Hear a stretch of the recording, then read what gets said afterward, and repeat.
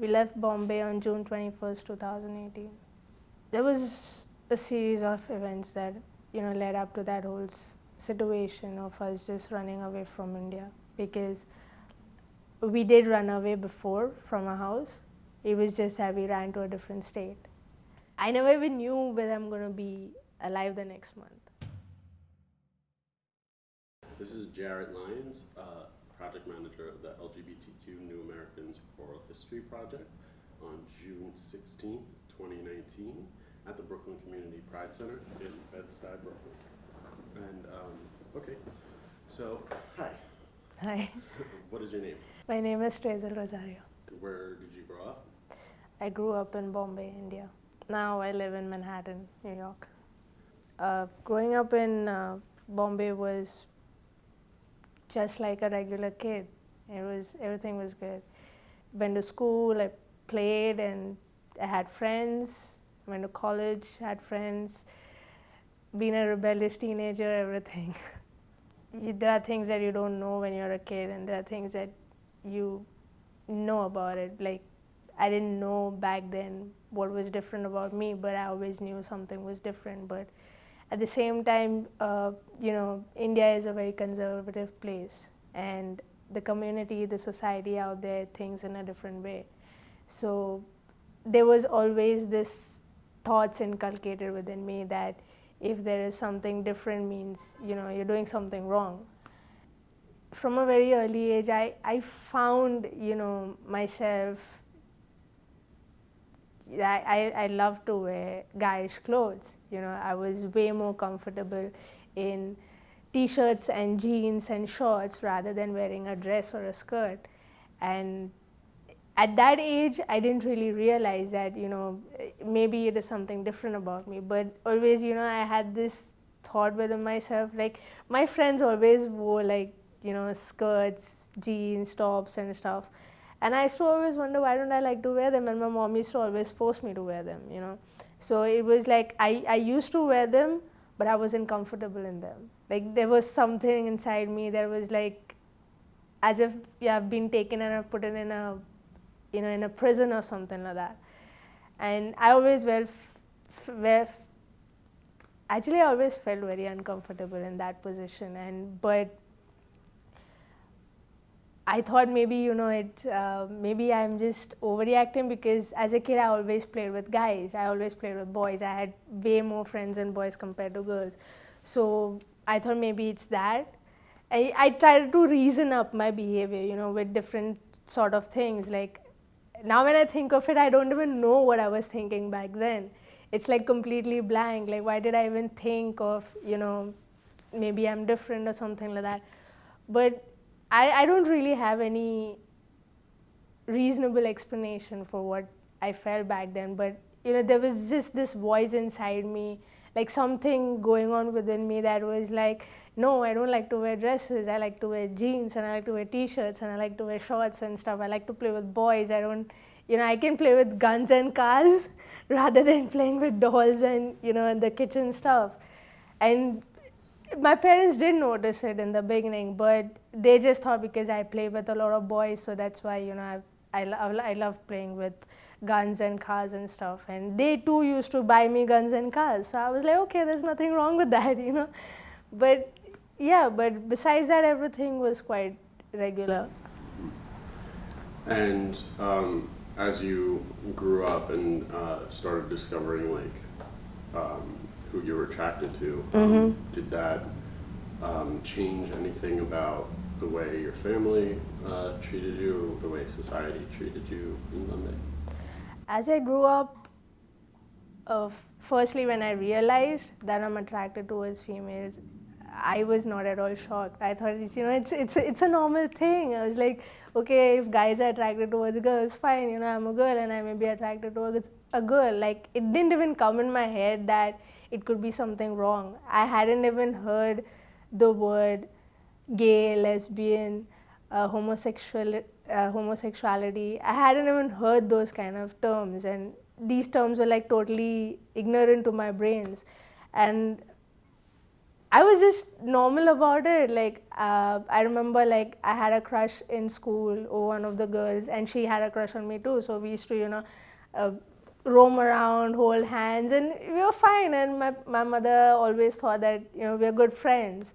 And it, it didn't really come to my head that it was something wrong, and nor did I even express it to anyone, that I'm actually dating a girl or anything. But then in 2013 or something, there was this law that was passed in India that the LGBT rights, they had this whole section made out of it that if there is any person who's gay or anything, they could be actually arrested. They can be, I mean, the law and order could do anything with them, and there's nothing that could be done. And it just said the Homosexuality Act, and I was like, what is this, So I just pulled out my phone and I looked at it, and I was like, the first thing that came in my head, I was like, oh shit. So this is what's been going on. And I was like, and that thing really scared me, because I knew, I'm an only kid to my parents. So I was like, what's going to happen, if anything happens? I'm still young. I don't even know half of the things, going on around the world. I was just a teenager back then. And it was way too much to take. It was like a whole, like I just lost the ground beneath my feet. It was like that. And that was when, I decided to be even more, shy about myself, even more conservative about myself. Like, before this, I hadn't discussed to anyone anything, but I just didn't feel that it was an issue to discuss. Like, I never even spoke, nor did anybody ask me about it. Are you dating somebody or anything? Like, I had friends too, and they always seen me with girls, and they never asked me anything. So I was like, okay, she's my friend and this and that, and we wouldn't really put it out there in the open, because I knew that people would have a different opinion towards it.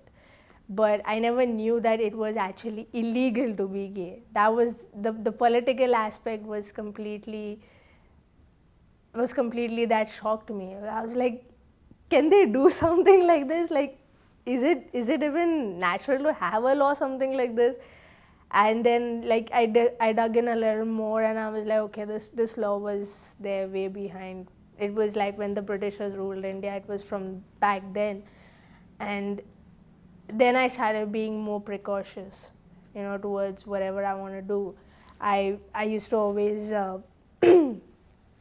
meet my girlfriends, like we used to meet at places where there's no too much people around, and especially not places where people know me, like people who don't know me at all, or people don't know her at all. Like, maybe we would meet in a different neighborhood or something like that, or we would just pretend to be friends in front of people, and everything was done behind closed doors. So it was, and I was like, okay, fine, this is okay. I can do this for the rest of my life.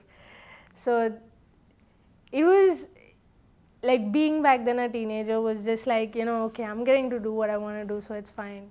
But it didn't really occur to me that it would actually, take a big toll on me later on.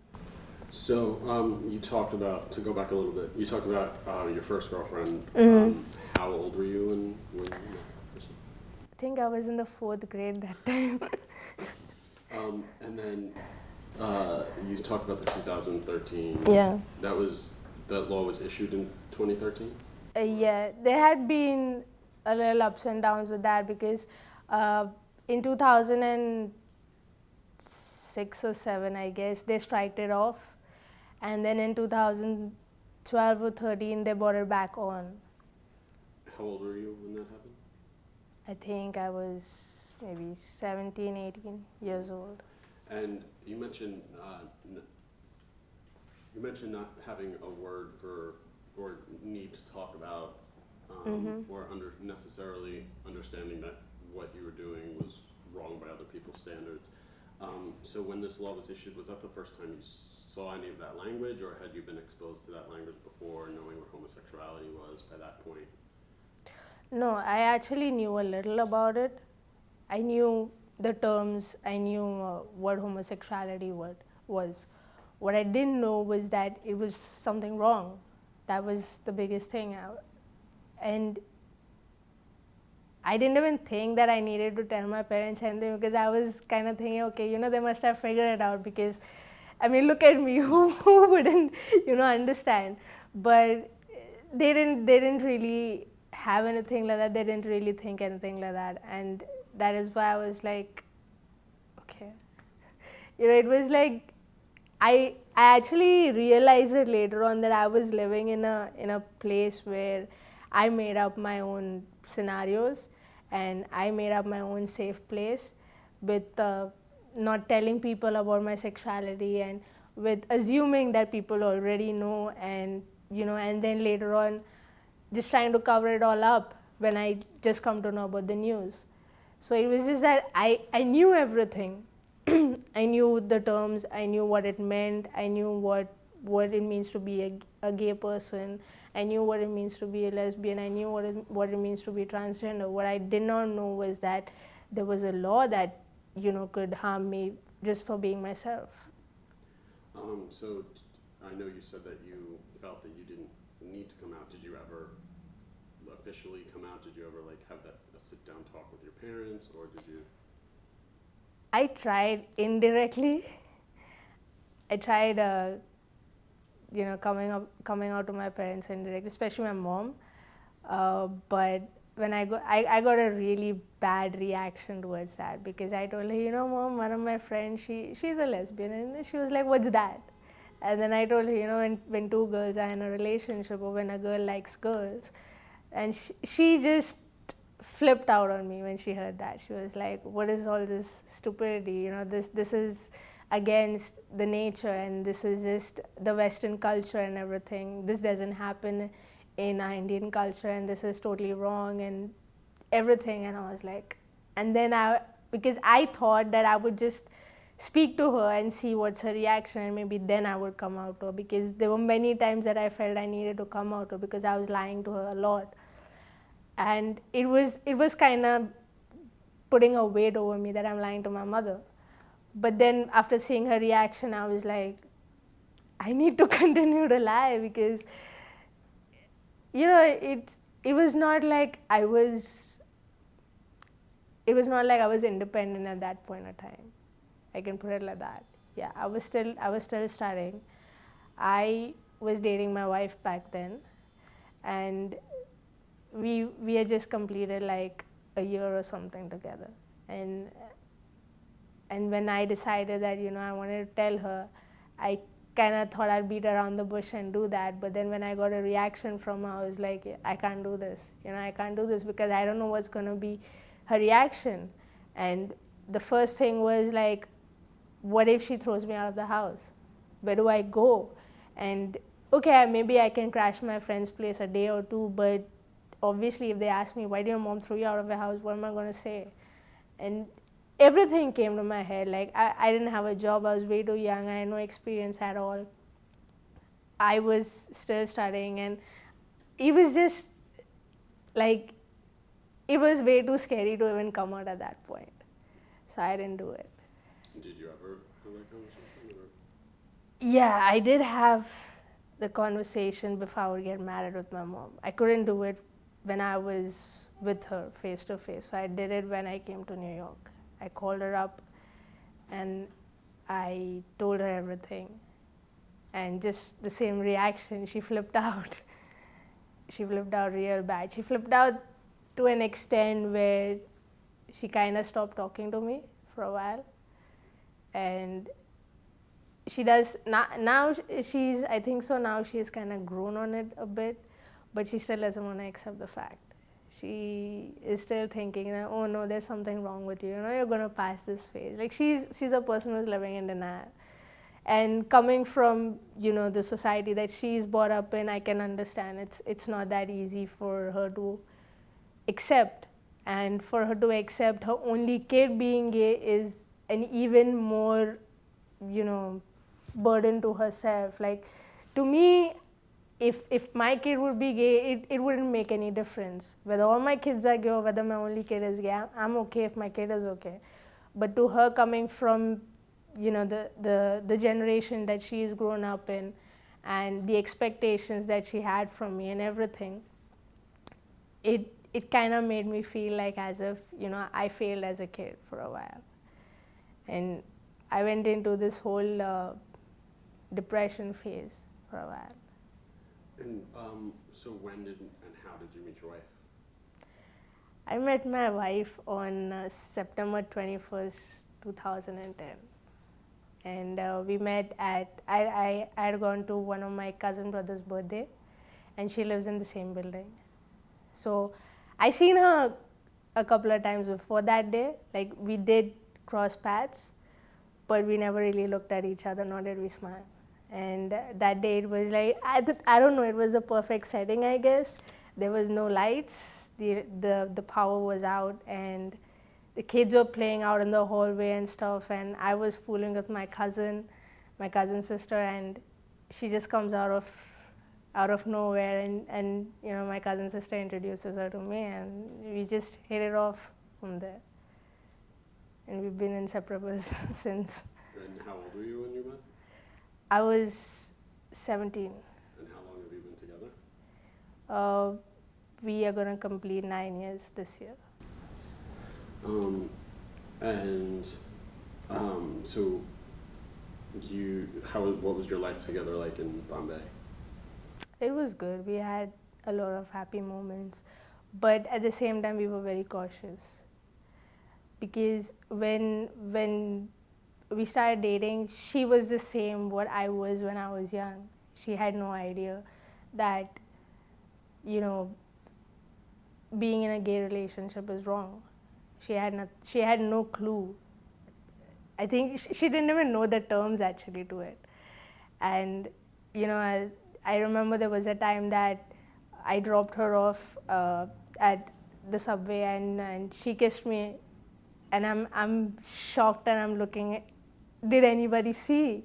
Because that's the first thing, and people did see, and they, looked me in a different way, like as if there's something wrong with me, and they looked at her, and they, like, there was this whole different stares that we were getting. And then I had to literally call her up and tell her, don't do that. And she was like, why? Why can't I do it? And then I had to explain it to her, everything, right from A to Z. And she too, it was a shocker for her too, because, she thought, love is love, I don't think there needs to be like anything known as gender or something towards it, because in India we know that there is a problem with when you fall in love. It's not only with gender, it's even with religion. If you fall in love with a different religion person, that's a problem. And gender is like a whole new different level. That would be like the highest level that you could expect.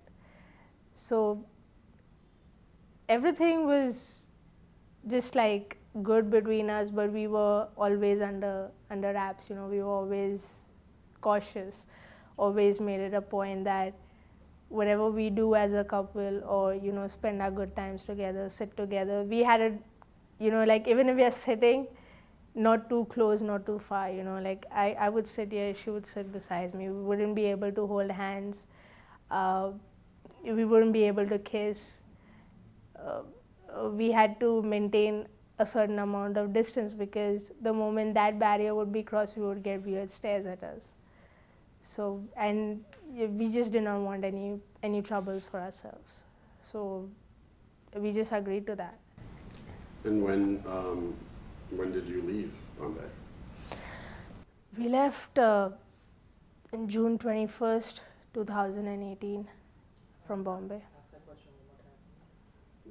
When did you leave Bombay? We left Bombay on June 21st, 2018. And when did you decide to leave Bombay? We decided to leave Bombay on June 21st, 2018. And what was the events that led up to that? There was a series of events that led up to that whole situation of us just running away from India, because we did run away before from our house. It was just that we ran to a different state. But eventually we were caught, and things took a toll for the worst after that. And then I remember it was my wife's brother who called me up, and he told me that it was months after we even got caught. After that, we ran for the first time, we got caught, and after months later, her brother calls me up and he tells me that, you know what, I need you to take Svetlana and get out of here. And I was like, wow, what's happened? Because I haven't spoken to her for a while. I think it had been around 2 months that I didn't speak to her by then. And then he just broke this news to me that if you don't take her and get out right now, my parents are planning to get her married to a 40-year-old guy. And I was like, what? I think it was mixed emotions at that point. I was laughing and I was shocked at the same time. Because I was like, how could somebody make, a 20-something-year-old daughter married to a 40-year-old guy, and it's like it's your own daughter? And I was shocked. I was like, I thought, for a moment I thought he was kind of kidding with me. So I was like, just stop kidding and tell me what's the actual problem. So he was like, this is the actual problem. And I met him the next day, and we are kind of deciding what do we do, where do we go? Because it was like a tough situation, and it's nothing that can happen overnight. I mean, we did run away before to a different state, and that did happen like in a week's time. And he was like, you did it once, you could do it again. And I was like, it's not cooking something or baking something that I did it once, I could do it again. And then, we both, all three of us actually were in a fix on what do we do. And then suddenly he calls me up in the middle of the night and he's like, why don't you guys fly to US? I was like, what are you even talking about? That's a whole new different place. And it would need, we would need so much of money, so much of resources, and then we would have to apply for a visa. I don't know how long is it going to take. So he was like, right now just apply for a visa and then I'm going to see what to do. I'll keep a plan B ready. So I met him and everything. We decided on everything, whatever has to be done. I applied for the visa.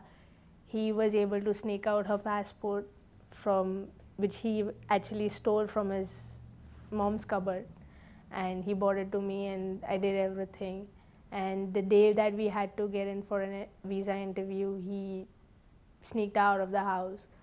And he just informed his mother that, I'm just taking her for a movie because there's a new movie out and my friends are busy, so I'm taking my sister with me.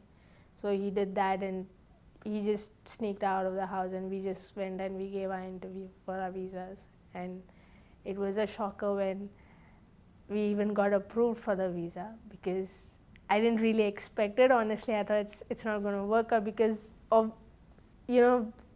it had been 8 years, actually 7 years, that things was going from bad to worse. And I had completely lost faith. I was like, I don't know what's going to happen. I never even knew whether I'm going to be alive the next month. That's the thing. How did things get from bad to worse? Well, when we just started dating, and there was this month where she was going on a family holiday with her family, just her mother and father and her brother. And we were newly in a relationship, and she was like, I don't want to go, I wish you could come with me. So I was like, I don't know if I can do that, but I tried, and I did go with her. And then we were spending good time together. We were just fooling around, exploring the place and everything. And then one night, her parents caught us, having an intimate moment. And that was it. That was when everything started. The next morning, her dad just told me to pack and leave. And I was completely shocked again, because again I'm in this place where, like, I knew the state because even we have a house out there, but it was like way far and I had never traveled in that state. So I was like, how do I even go to my house? What do I even do? And different questions. And I tried to come up with, reasons to just stay. But he insisted. He was like, no, you have to leave. So I just packed my bag and I left. And I remember I stayed for a night. I slept at the beach trying to figure out what do I do and how do I go back to my place and stuff. And then when she came back to Bombay, everything was told to her mother's brother. Like, her mother told her brother everything, who's our uncle. And that was it. That was the start of disaster after that. Because after that, we weren't allowed to meet, we weren't allowed to speak, and she would try to come to meet me and stuff. Like, we would speak from a public phone, and she would tell me, tomorrow meet me at so and so place at so and so time, and I would do that. And that went on for a few months. Or either her brother would inform me, he would call me up and he would inform me that Svetlana's going to meet you tomorrow at so and so time. And then that went on, like, I guess for maybe 3 or 6 months, something like that. And then one day that also had to stop because we got caught by her uncle's some employee. And then her uncle showed up at that place, and he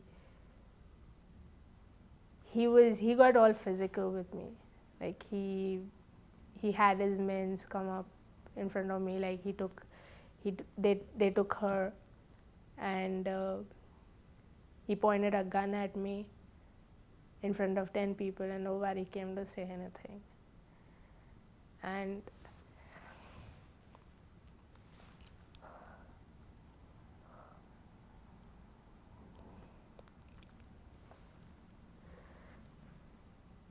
And just before all this would happen, she told me that her uncle's employee was molesting her sexually. And when she told that to her dad was like, it's okay, it'll get you interested in men's. And after all these things happened, it was like way more. I was just thinking about her all the time.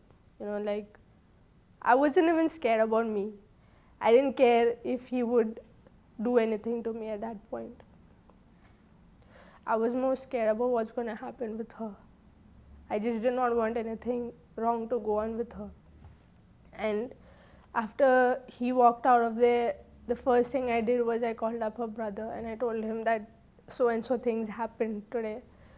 And he was like, okay, fine, I'm anyways home, so I'll see what I can do. And she hadn't reached home yet. And then her uncle came home with her, and he literally hit her. Like, he took her in the room and he hit her and stuff. And her brother couldn't do anything much at that point because he was still young. He was like, I think in the 6th or 7th grade, something like that. And he couldn't do anything much, but he would keep me informed on everything. And I would try to tell him that, thanks.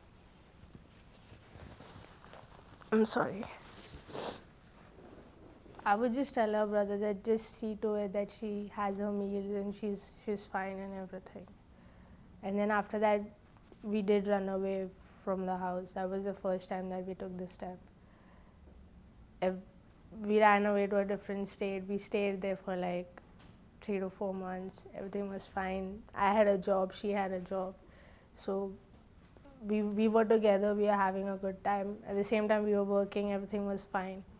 But then, like, her brother kept on informing us that they're searching for us everywhere, and her uncle was like a highly contacted person. he had contacts even in politicians out there, and he tried every way possible to get in touch with us. Though we got rid of our phones, we changed our numbers, everything. I don't know how, somehow he was able to find us. And he did not let anybody know in the house that he found us. Like, her brother didn't even have any clue that, he knows where we are. He just suddenly showed up in front of the house that we were living with her parents, and it was just like unexpected, because it was I still remember, I think it was some sort of a holiday that day, and we were just laying on the bed and watching movies and stuff, and we were just fooling and laughing and everything, and suddenly I hear a car stopped outside. So I didn't really react much, because sometimes, the neighbors and everything, but then I kind of felt a weird feeling from within, and the next thing I hear is a bang on the door, and I'm wondering who's, I didn't order anything, she didn't order any meals, nothing, so who is it? And I opened the door, and that's it. She's pulled again. Her parents come in. They didn't even pack her stuffs, actually. They just took her and they put her in the car. And for me, her uncle told few of his men to take care of me. And they were like constantly hitting me. They threw me on the ground, they kicked me on my stomach.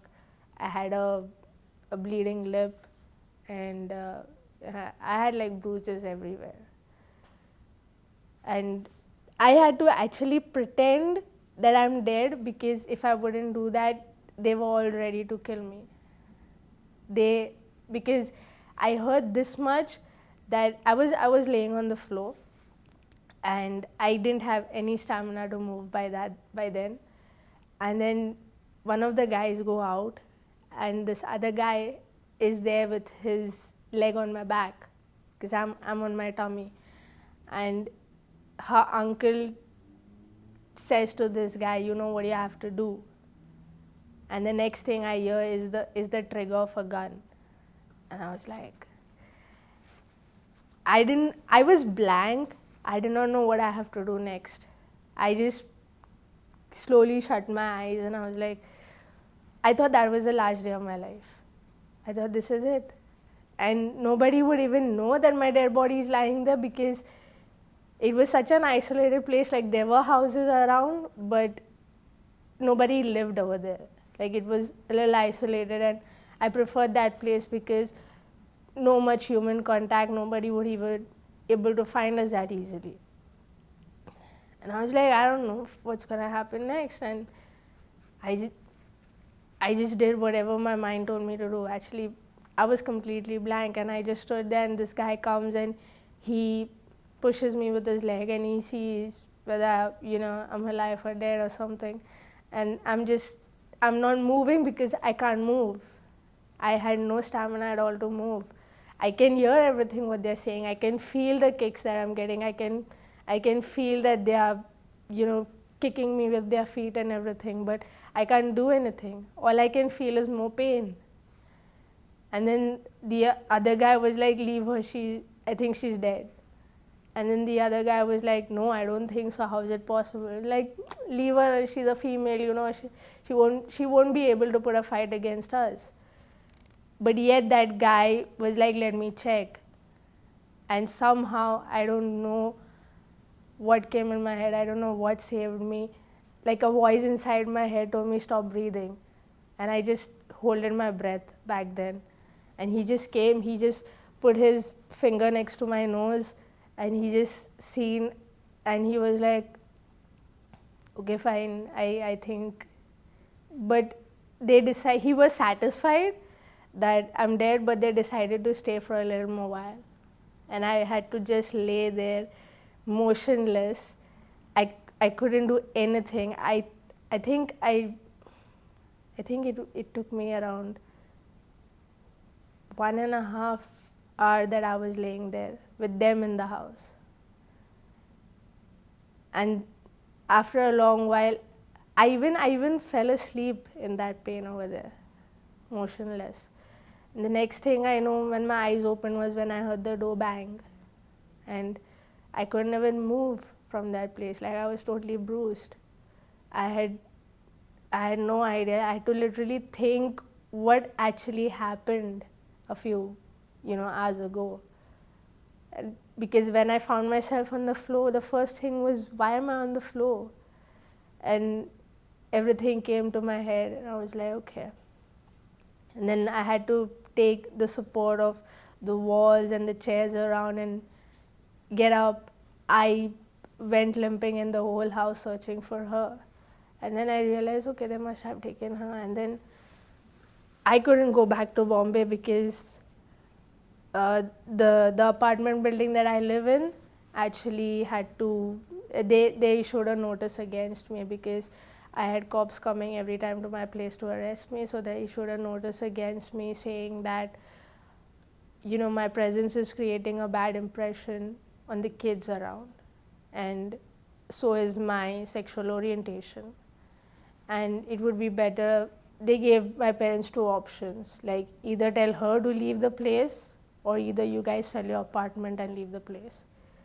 And I had grown up in that place. Like, that apartment was purchased right after I was born. So I didn't want my parents to undergo anything. So I told them, I'll move out. You don't have to do anything, I'll move out. After that, like, things just kept getting worse. I came back to Bombay. He came to know that I'm still alive somehow. And we were still kind of talking with the help of her brother's phone. So he came to know that he bribed some police officers and they showed up at my door. They arrested me. They humiliated me. I was starved.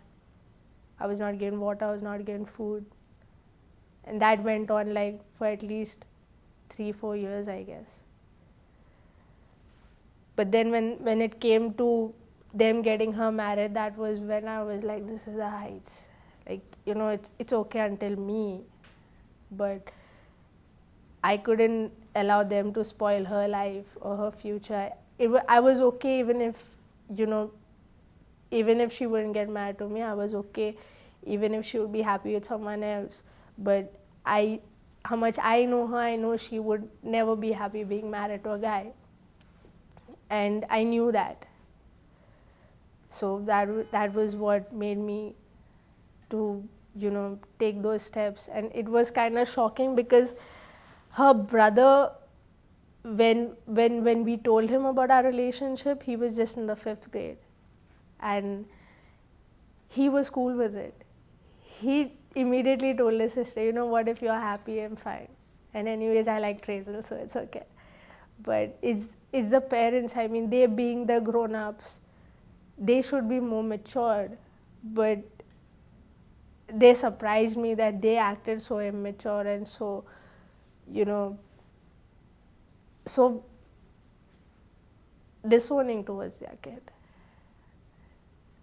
We were married on July 19, 2018. It was unexpected because we never expected to get married like that. We actually had no clue that we had to get married because we came over here as a couple and we applied for asylum. And the first thing that the attorney asked, are you guys married? I was like, no, we didn't really think about it because we felt that we are too young to do it. So we just wanted to first settle in, be good financially, and then we would take the step. But then she insisted that we should actually get married for if we want to file as a couple and if we want to actually show the officers that, our case is actually legit. The whole time from the airport till the flight took off, like, the fear was there, like what if, But then I was just sitting there with my fingers crossed. Like I remember even when we sat on the plane was the takeoff was delayed like 10 minutes, and I was panicking. I was like, why is the takeoff delayed for 10 minutes? Like I was constantly trying to look out of the window, though I did not have the window seat. I was trying to look out of the window. I'm trying to look at the door. I'm just looking, are there any cops coming in? Like, what's going on? And then finally the captain is like, okay, we're going to take off now. And I was like, okay, fine. So when the plane left the ground, that was when I actually took a breath of relief. I was like, okay, hopefully now everything is over. And I remember that was the first night that I was in peace. I didn't sleep peacefully, but like something within me was way more lighter than before. And when you arrived in the U.S., did you come straight to New York? Yes. And when you got here, what was there anything that surprised you? What was it like just to be here the first couple of weeks? Nothing really surprised me actually, because New York was what I was internally. I was way more open. I didn't really bother to judge anybody or anything. And so I wasn't really shocked, nor was I surprised. I in fact found myself gelling in pretty well. And the people around were like always very welcoming and, always a smile on their face. But it took a while to meet the other side of the crowd. But yeah, it was better than India though. So the experience was like, if I compare it to India, the experience is always good. And did you get to go to any queer spaces? Like, what was that like, being in a queer space? I used to go to the LGBT center in Manhattan, and I've been to the TGNC place in Brooklyn once. How did it feel when you went to those spaces and there was mostly LGBT people after everything? I think I felt very happy and very excited, because it felt like a whole new different planet. It was like, okay, there's no one judging you out here. You could be anything, whatever you want. And nor did I. Like, I used to see, transgender, gay, lesbians, and it's like such an open space. Like, you can just speak whatever you want to speak, wear whatever you want to wear, do whatever you want to do, and no one's even judging you. It's like your age doesn't matter, your color doesn't matter, nothing matters. So it was more like, it screamed more freedom. Honestly speaking, I don't miss Bombay, because I know what that place is. And when people over here, when I tell them that I'm from India and I'm from Bombay, they're always so excited and always so they want to know more about that place, because they've seen it on social media. They must have seen it on TV, on YouTube, and they were like, oh, it looks such a fun place. And I was like, it's not that fun that it looks like. The ground reality is always something else compared to what they show you. And that is the reason why I don't really miss India. I don't miss Bombay. I feel, even though America has its flaws, I would choose America anytime. So, what's your life like now? Like, do you have a job? And what do you do in your free time? Right now, I am unemployed, and I've been searching for a job like for a few months right now. And I'm working on my book, and I'm even a Forex trader at the same time. So I trade in the Forex markets. And what are some of the challenges being here? I think finding a job is the biggest challenge of New York. And did you have you been able to develop a network of friends here yet, or still working? Yes, I have a couple of friends out here in New York, and they have always been very supportive, always been there. Like, they are busy too with their life, but they're always there when you need them. To build a life here in New York is very challenging, but I think I'm privileged enough to get out from a place like India life, because I know there are several cases where people are not even able to get out of the places. They're killed because of their sexual orientation. So I think I feel way more privileged, and whatever may happen, I know I have my wife besides me, so we just work it out. We are humans too, you know. So, I mean, I think before you look at a person with the label of LGBT or with the label of immigrants, it's very important to look at a person from an eye of a human. You don't need to forget that whoever he is or she is a human at the end of the day. They have blood running through their veins, and they can feel pain, and they have emotions and feelings too. So I don't think anybody has a right to judge based on what you have been through in the past, or what is going on with you, or what kind of lifestyle you choose to live. My wife's uncle, he came to know about, he actually found out about us, and we were meeting, like, she used to call me up and we used to meet. And that was a time after we ran away from, after we ran to another state, when we got caught, and when we came back to Bombay. That was when we were talking back again after a few weeks, and his wife actually caught my wife speaking to me, and that was when I had cops come to my place. The very next day, in fact, I had cops come to my place and arrest me. Even before we would go to a different state, before we would run away to a different state, it had happened. Yeah, I mean, the cops always gave me the excuse that her uncle put a case against me for sexual harassment. Before that, they said emotional harassment. And I was like, what is an emotional harassment? Like, I didn't understand that term. But they just kept changing their excuses all the time. And I knew that, this is all made up. And when I realized that it was her uncle who lodged a complaint against me, I instantly knew in my head that this is a battle that I'm going to lose, because I know that he is a person with big contacts. Like, he had way more contacts compared to me, and no matter how many people I knew, they all are going to bow down in front of him. It was like over the course of 4 or 5 years, it was, on and off. Maybe a week, maybe a few days. They would leave me again, they would come again, they would arrest me, and I was told to come to the police station every now and then, because of which I had to even give up my studies. I couldn't appear for my final year of my bachelor's degree. Just my final exam, I couldn't appear because of this, because I was in jail.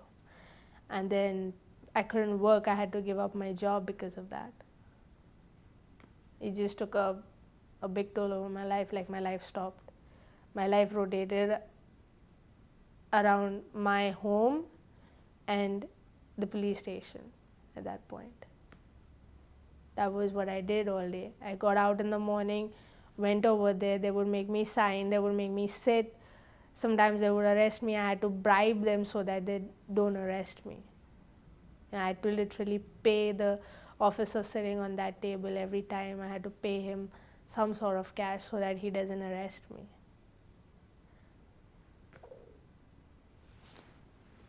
It stopped in the middle because I was sick. I was beaten and stuff, so I was in the hospital. After that, there was